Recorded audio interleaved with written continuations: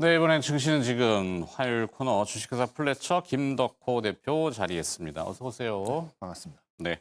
자, 김유정 아나운서가 또 그러면 기업을 던져주셔야죠. 어떤 기업 볼까요? 네, 오늘 첫 번째 특징주는 두산 에너빌리티 원전주 에너빌리티. 함께 살펴봐야 될 것 같습니다. 아직 한국에서 원전 관련된 다양한 기사가 나오고 있지는 않지만 지금 실시간으로 외신에서 원전 관련된 기사가 끊임없이 속보로 쏟아지고 있는데요. 이 펜실베니아의 트럼프 대통령이 1년 만에 도착해서 원전 관련된 어마어마한 금액의 투자를 밝히겠다라는 뉴스가 하나 나오기도 했고요.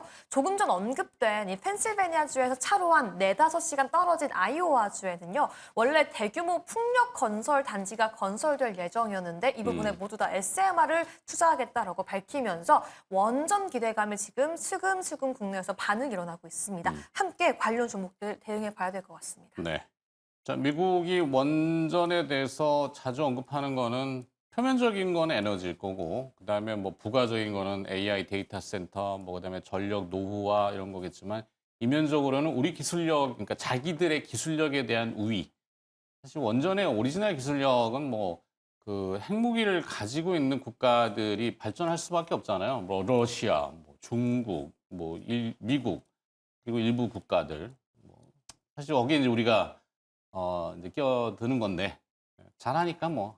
자, 두산 에너빌리티 얘기를 던져줬습니다. 뭐 일단 두산 에너빌리티 같은 경우는 뭐 체코 수주 이후부터는 좀 사실 기대감이 좀 줄어들긴 했죠. 왜냐하면은 이제 그동안 체코 수주 한다 얘기가 오랫동안 나왔었고 또 이번에 이제 이재명 대통령께서 당선 전에 그러니까 후보 시절에 원전에 대한 어떤 안전성 문제를 또 제기를 하다 보니까 좀 투자 심리가 좀 위축된 것도 있었습니다. 근데 결국에는 우리가 원전만큼 가성비 좋은 발전소를 짓기가 쉽지가 않다. 그만큼 이제 운영 기술력도 굉장히 많이 필요하고 고용 창출 효과도 굉장히 크다라는 부분에서 봤을 때면은 전력 인프라에서는 원전주를 결코 빼놓을 수는 없습니다. 그리고 트럼프 대통령 같은 경우는 계속 풍력을 반대하는 이유 중 하나가 이 풍력도 우리가 이제 지상 풍력이냐 해상 풍력이냐 이걸 좀 보셔야 되는데 네. 그동안에 트럼프가 사실 풍력을 유독 반대했던 이유 중 하나, 그러니까 태양광보다도 풍력을 더 이상하게 반대를 했던 이유가 뭐냐면은 해상 풍력 때문에 그래요. 왜냐하면 해상 풍력 단지를 짓게 되면은 당연히 연안 지역부터 이렇게 짓게 되지만은 그러면 연안 지역에 있는 유전 개발이 어려워집니다.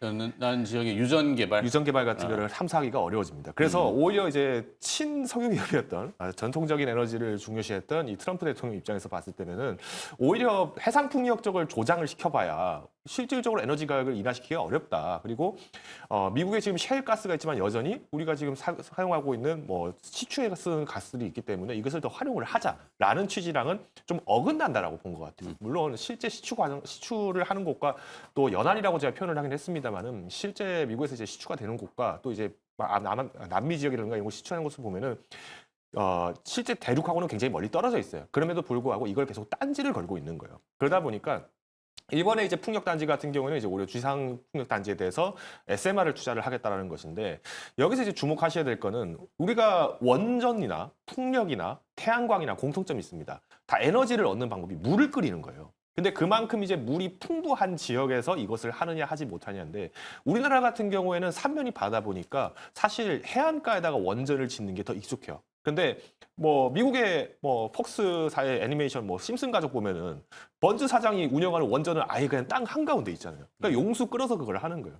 그러다 보니까 이게 대규모 설비로 가게 된다 하더라도 그만큼의 용수를 빨리 조달할 수 있냐 이것도 문제가 될 것이고 그러면 이제 우리가 소형화를 한다라고 했을 때 이 클러스터를 여러 개를 짓는다 그러면 가동 자체에서의 안전성 분산성을 어느 정도 확보를 할 것이냐 여기 이제 주목을 보고 있기 때문에 저는 일단 원전 자체를 우리가 이슈로 본다라고 하면은 두산 에너빌리티 사실은 뭐 거절할 수 없는 매력적인 제약들이 많이 올 거라고 보고 있어요. 특히 체코 수주권에 대해서 뭐 프랑스 정부가 딴지를 걸었다 뭐 어쨌다라는 얘기들은 결국에는 이슈가 다 드러났죠. 프랑스 정보부에서 체코 인사들 15명을 포섭을 해가지고 이거 반대하게 로비를 했다라는 거예요. 근데 네. 이게 체코 정보부에서 역으로 걸려버린 바람에 너희 프랑스랑 손절하겠다라고 얘기를 하면서 다시 한국한테 기회가 왔던 게 이번 체코 수주입니다. 그래서 저는 일단 기술력 자체로 보나 혹은 이제 우리가 실적 면에서 그리고 갖고 있는 사업 면에서 보나 두산 에너빌리티는 원전만의 이슈가 있는 건 아니라고 봐요. 그러니까 지금 가스터빈 쪽이 사실은 지금 굉장히 지금 저평가가 돼 있는데 자 원전을 만약에 우리가 짓는다라고 해봅시다. 그러면 원전을 가동을 할 때는 당연히 우라늄이 필요해요. 근데 전 세계적으로 우라늄을 가장 많이 매장한 국가 중 하나가 러시아예요. 우리나라 원전 같은 경우도 러시아에서 우라늄을 수입해서 그걸 사용하는 경우가 굉장히 많았었는데 그러면 지금 트럼프 대통령 입장에서는 고민이 되겠죠. 이거 빨리 지금 어떻게든 종전시켜가지고 빨리 합상해서 우리도 우라늄 받아 쓰고 우리는 LNG 비싸게 팔아먹고 이걸 해야겠다라는 게 지금 트럼프 계산인데 계산이 잘 안 되는 것 같아요. 네. 그래서 저는 일단 현재 시점에서 볼 때는 가스 터빈 쪽에서 수주들도 굉장히 기대가 많이 되고 있습니다. 그래서 원전이 너무 지금 부각이 많이 됐지만 가스 터빈 사업이 이제 계속 활성화된다. 그러면 AI 데이터 센터발 전력난이 문제가 된다라고 했을 때 미국 입장에서는 자체적으로 추출하고 있는 가스들을 활용할 수 있으니까 굉장히 매력적일 것이고 또 두산 엘리베이터가 이 가스 터빈을 소형화를 지금 계속 지도를 하고 있는데 소형화 가스 터빈이 결국 뭐로 가냐면은 우리가 제트 엔진 쪽으로 넘어가게 됩니다. 그래서 지금 두산 LPT가 지금 확장하고 있는 곳은 전력 쪽도 있지만은 지금 방산 쪽으로 넘어가려는 움직임도 계속 보여지고 있어요. 그래서 저는 이번 4조 원 규모의 수주 구체화는 뭐 충분히 가능하다고 보고 있고요. 오히려 지금 조금 오늘 같은 경우에 시장에 좀 이슈가 있다 보니까 원전주가 좀 반짝 상승했었는데 지금 아직까지는 조금 순환매 장세가 좀 있다 보니까 지금 현재 주가에서 단기적으로 탄력이 빠르게 올라올까? 그거는 조금 기다려봐야 한다고 봐요. 그래서 현재 시점에서는 조정이 나올 때마다 꾸준하게 매수하는 것도 매력적인 위치라고 저는 판단을 하고 있습니다. 일단은 두산 에너빌리티의 기본 산업들, 아까 얘기한 뭐 가스터빈, 뭐 그쪽은 많을 거예요. 다 들여다보지는 않았지만 거기에 이제 성장으로 원전을 딱 붙이니까 주가가 이제 반응을 했는데 뭐 그러면 이제 실적은 사실 당장 따라오기는 좀 어려울 것 같고 그다음에 트럼프 대통령이 이 폭력을 뭐 굳이 선호하지 않는 건 미국 내 기업들이 폭력 관련돼서 사실 폭력 그러면은 잘 아시는 바람개비 네. 바람이 일단 불어야죠. 그다음에 이걸 바람을 돌리는 그 날개 네. 블레이드라고 하거든요. 블레이드 큰 거. 그다음에 뒤에 이제 뒤통수 나와 있는 게 이제 터빈. 그다음에 기둥. 네. 그다음에 전력 생산하면 보내야 되죠. 이게 다 미국 내 기업들은 별로 없거든. 그러니까 사실 블레이드나 아니면 터빈 이런 건 뭐 독일의 지멘스 들어봤죠. 네. 네, 그런 회사들. 그다음에 영국 업체들. 그러니까 미국 내에서 키우기에는 별로 없으니까 그렇게 안 좋아하는 게 아닐까. 그다음에 태양광 패널은 다 중국산 패널이 많고. 네. 석유는 또 미국이 이제 매장량도 많으니까 그게 그냥 그런 순리로 보는 게 맞지 않나? 거기에 이제 기술은 있는데 원전에 대한 핵 기술이 있잖아요. 그러니까 이걸 한번 잘 만지면은 뭔가 좀 그림이 나올 것 같다 생각이 드니까 하는 것 같다는 생각? 뭐 저 같은 경우에도 오늘 좀 아침에 반성을 했어요. 반성? 제가 지난주까지 주도주를 좀 무시했구나. 아. 오늘 방산과 원전의 움직임을 보면서 네. 내가 감히 주도주가 바뀔 거라고 너무 섣부르게 판단했다라는 생각을 하면서 시작을 했고요. 오. 아까 말씀해 주신 것처럼 미국에서는 가스터빈 발전이 가장 쉽고 빠르고 저렴하고 그 다음이 태양광인데 앵커님 말씀처럼 태양광은 다 중국에서 들어와야 되는 그렇죠. 거고 그 다음에 이제 가스터빈 말고 대안을 찾으려면 SMR인 네. 건데 원전은 너무 오래 걸리고 데이터 센터를 만들 때마다 그 옆에 SMR을 하나씩 짓겠다라는 거고 이렇게 자꾸 에너지를 만들고 SMR 얘기하는 게 아무래도 트럼프가 크게 하는 게 첫 번째가 데이터 센터 AI 투자 확대고 두 번째가 모든 공장을 미국으로 가지고 오려고 하는 거잖아요. 네. 지금보다 미국 내에서만 전력이 당장 내년 내후년에만 50% 이상이 더 필요하다라고 하는 상황이기 때문에 내가 너무 무시했다. 원전주 더 가지 않을까라는 생각을 오늘 다시 한번 하게 되었습니다. 그렇죠. 사실 SMR이라는 소형 모듈여도 이게 뭐 결국에는 그 핵잠수함, 그다음에 또 항공모함, 군사력의 가장 최상단이라고 하는 항공모함. 그것도 중국이 지금 자꾸 이제 해상 쪽으로 넘어오니까 우리나라 뭐 조선업하고도 이제 얘기를 하는 것 같고 기술까지 내줄지는 잘 모르겠지만 어쨌거나 우리가 이게 옛날 얘기들인데 뭐 라떼는 아니고 하여튼 기술을 안 가르쳐 줘요. 그러니까 처음에 우리 예전에 항공 엔진 같은 것들도 네. 얘기 들어보면은 안 가르쳐 주려고 하다가 우리 한국 사람들이 어디 누굽니까? 쓱 넘어 어깨 너머로 배워가지고 전부 다 가져가는 거야. 네. 그러니까 미국이 이제 대단하다. 제네랄 일렉이나 아니면은 뭐 그 엔진들 만드는 회사들 보잉이나 한국이 너무 잘 가져가니까 지금 우리 KF-21 만들었잖아요. 조립해가지고 물론 원천 기술에 대한 것도 좀 다르지만 하여튼 한국은 뭔가 좀 내주면은 다 베껴가는 데는 최고거든. 네. 근데 SMR도 사실 그런 위험을 좀 느끼긴 할 텐데 모르겠어요.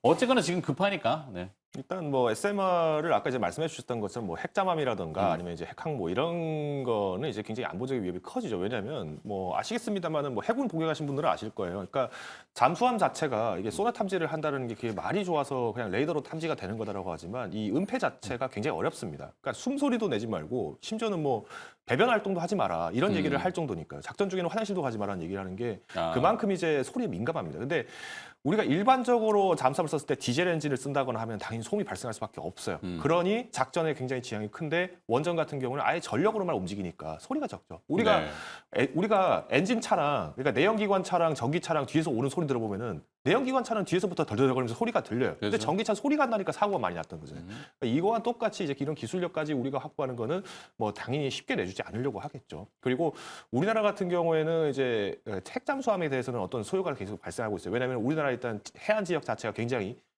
조밀하게 지금 섬 구역들이 굉장히 많이 있고 하다 보니까 사실 은폐할 곳이 굉장히 많다. 그래서 오히려 친구의 방어하기는 필요합니다라고 얘기를 하지만 아직까지 이런 원천 기술을 우리가 넘겨받는 것까지는 너무 좀 비약이라고 보고 있고요. 다만 실질적으로 그러면 우리가 원전주가 계속 간다라고 했을 때 그럼 주목해야 될 것은 뭐냐? 원전이 지금 한전 기술이라든가 두산 LLT 같은 경우 원전을 수출을 해서 착공을 했을 때를 기준으로 많이 발생을 하는 매출입니다. 그러면 뭐 한전 KPS처럼 이제 관리 용역 쪽도 계속 우리가 볼 필요가 있어요. 그러니까 단순히 우리가 만들어주고 지었다 끝 이게 아니라 거기에 대한 또 운영 노하우들을 계속 용역 매출을 만들면서 안정적으로 성장하는 기업들도 있기 때문에 저는 뭐 지금 원전주라는 이슈에서 오늘은 좀 두산 LLT를 좀 많이 강조를 드린 것은 사실입니다만은 우리가 넘겨볼 수 있는 테마들 그리고 확장할 수 있는 것들은 굉장히 많다라고 말씀드리겠습니다.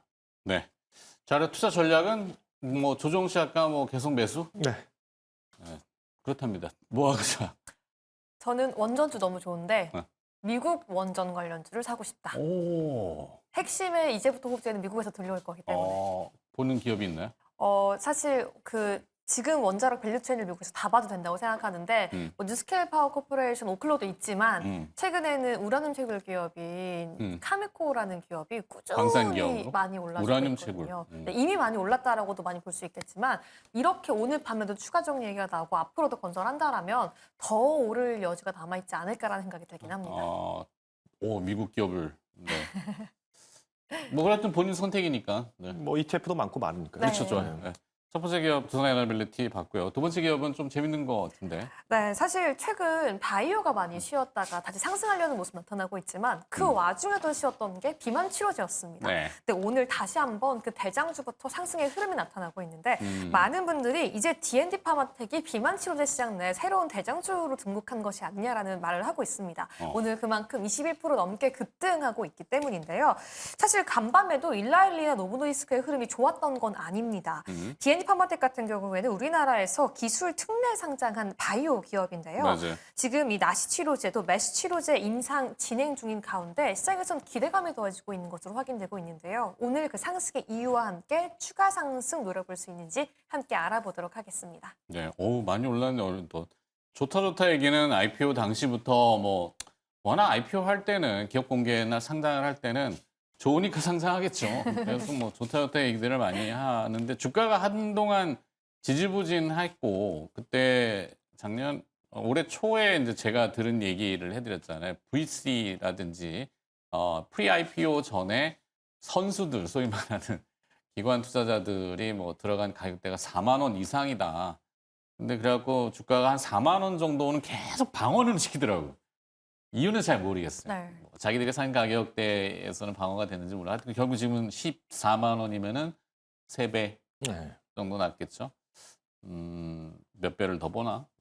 왜? 하여튼 뭐 재료는 뭐예요 이게 지금? 일단 D&D 파마텍이 이제 이상에서 꽤나 지금 임상 결과가 굉장히 좀 긍정적으로 나왔다라는 이슈가 나오면서 이제 오늘까지도 계속 좋은 움직임이 나오고 있는데 일단 D&D 파마텍 같은 경우에는 조금 이제 저는 좀 오늘 같은 경우는 좀 매도를 하신 게 맞다고 봐요. 왜냐하면 기술력 자체가 나쁘냐? 이 지방간염 치료제 관련해서 지금 임상 효과는 굉장히 지금 뛰어나다고 계속 나오고 있어요. 최근에 우리나라의 제약 바이오 업체들이 지금 기술 수준이 굉장히 좋습니다. 그리고 실제 이제 병용 투약이라든가 이런 기법들을 다 적용을 했을 때는 지금 미국 내 이제 모회사에서 만들었던 제품보다도 훨씬 더 승부수가 더 좋게 나오고 있어요. 그러니까 근데 왜 제가 이 D&D 파마텍 같은 경우에 이제 오늘장 같은 경우는 한 번 정도 차익 실현을 해도 좋겠다라고 얘기를 하냐면 그거는 이제 두 가지가 있는데 첫 번째는 이제 D&D 파마텍이 지금 상장한 지 이제 1년이 되어 갑니다. 물론 이제 우리가 상장한 지 1년 뒤면은 1년치 보호 예수 물량이 풀린다라는 것 때문에 뭐 주가 변동을 대비한다 이런 뭐 고지시간 얘기도 맞겠습니다만은 D&D 파마텍은 지금 1년 보호 예수 물량이 우리 사주 포함해서 한 7%에서 8%밖에 되지 않는 걸로 알고 있어요. 그래서 크지는 않을 거라고 보지만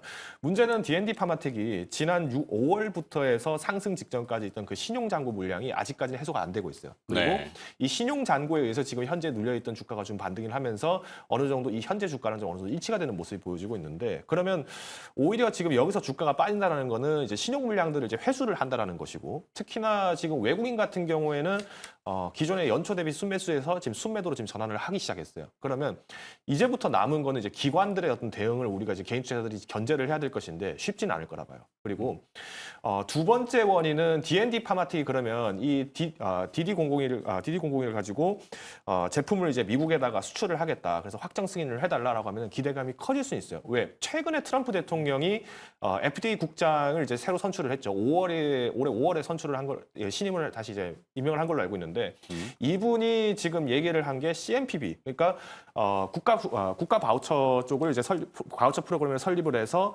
기존의 미국 내에서 수출, 그러니까 미국 내에서 사용하게 최종 승인을 해달라고 요청하면은 12개월 걸리던 거를 한두 달 만에 끝내버리는 프로세스를 지금 만들어놨어요. 그래서 지금 이거를 테스트를 하는 게 본격적으로 하반기에 되는데 문제는 D&D 파마텍이 지금 맡겨놓은 이 DD001이 지금 누구를 통해서 지금 CDMO가 이루어지느냐? 우시앱텍이에요. 중국에. 그렇죠. 근데 지금 우시앱텍, 우시바이오 같은 이제 기업입니다. 물론 이제 계열사가 지금 서로 이제 우시그룹에 이제 바이오에서 지금 계열사가 나뉘어져 있는 그룹이지만은 우시바이오랑 우시앱텍 같은 경우에는 작년에 미국의 생물보안법에서 거론이 이미 됐었고 명시가 된 기업이에요. 중국 공산당과 인접한 관계가 있기 때문에 위험 기업이다라고 아예 명시가 됐던 기업이기 때문에 D&D 파마텍이 계속 임상 실적은 좋습니다 얘기가 나오는데 실질적으로 수출하려고 하니까 이거 너희 시설 확인해야 돼. 뭐 이거 위험해. 이거 안 돼. 이렇게 갈아칠 수 있다는 거죠. 그러면 결국 어떤 꼴 나느냐? 과거 2023년도인가요? 2023년도 재작년에 있었던 HLB 사건 납니다. HLB 좋다 하면서 HLB가 대장주다. 바이오의 대장주다. 이번에 임상 결과 따라서 수출 기대됐는데 결국 12만 원짜리가 어떻게 했습니까? 5만 원짜리 돼버렸잖아요. 못 네. 팔고 있는 거예요. 그러니까 이런 결과를 좀 조심해야 한다고 봤을 때는 저는 일단 정치적 테마 이슈로 인해서 어떻게 보면 D&D 파마틱이 괜히 한 대 얻어맞을 것 같다. 그래서 저는 조금 오늘은 매도를 하시면서 좀 차익을 챙기시자라고 말씀을 드리겠습니다. 매도 비중 축소. 뭐 보시는 분들은 싫으실 수 있죠. 근데 그 개인 의견이니까. 어떻게 생각하세요? 저는 짧게 한 줄을 요약한다면 오늘 밤 CPI 예상치에 대한 목소리가 나오면서 CPI 결과에 따라서 깜짝 7월 금리나 선물을 받을 수도 있다는 기대감 들어오고 있거든요. 오래 기다린 비만 치료제 올라야 된다. 매수 정리해 보겠습니다. 공격적인데? 그러니까 이 바이오, 성장주, 금리 이 도식이 굉장히 강하게 인식돼 있는 것 같아요. 맞습니다. 맞죠? 네. 위험한데. 저는 모르겠습니다. 이 D&D 파마텍의 내용을 잘 몰라서 하여튼 두 분의 의견은 좀 상충되는 걸로 전문가적인 견해는 조금 비중 축소를 하는 게 좀 안전해 보인다. 공격적인 일반 투자자의 입장에서는 금리를 보고 내가. 자, 알겠습니다. 오늘 또 증시는 지금 두 가지 기업, 특징 기업을 들려주셨고요. 주식회사 플래처 김덕호 대표였습니다. 고맙습니다.